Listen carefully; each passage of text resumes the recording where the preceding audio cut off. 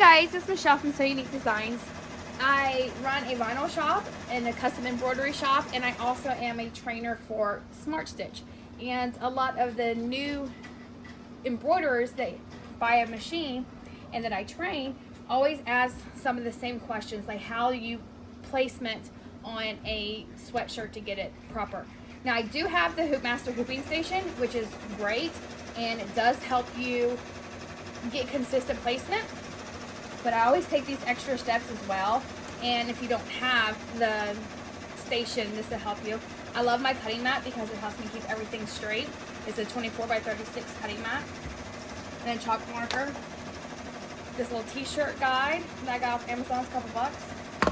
And then an acrylic roller. So I line everything up as much as I can close to these points. Make sure everything is lined up on the mat and it's straight. And then I'll place this, because sometimes this is perfect and then sometimes your collar is actually sewn off. I had a sweatshirt I did the other day and the collar was just sewn so wonky that it was hard to find the actual center. So my center should be down this line right here. So that's where I'm going to put this piece that has the arrows. And then I flatten everything out.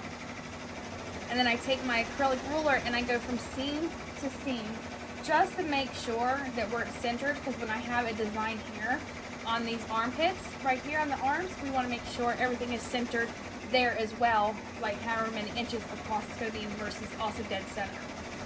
So this helps me with that. So it's 21 inches from center to center, so my middle should be at 11 inches. And move that over just a teeny bit. Center to center. 11 inches, and then I just measure it again just to make sure.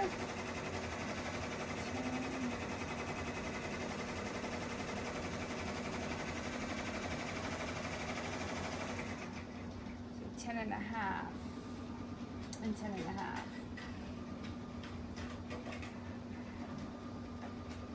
There.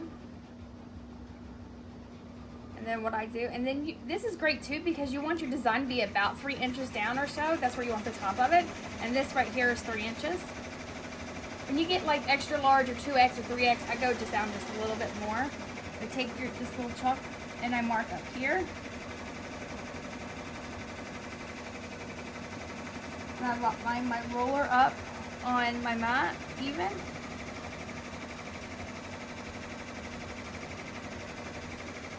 And then I draw a line this way. And then I do it this way. Make a T.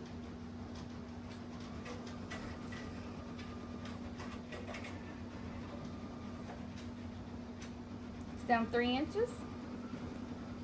And you double check, 10 and a half.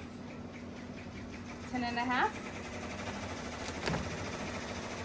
And then you'll have your placement right there. So when I take this over to the hoop station, I will make sure that everything lines up correctly. The center line is going to go down the center of the station. If you're floating or you're doing whatever hooping method you use, you can use this to do your placement. I hope that helps.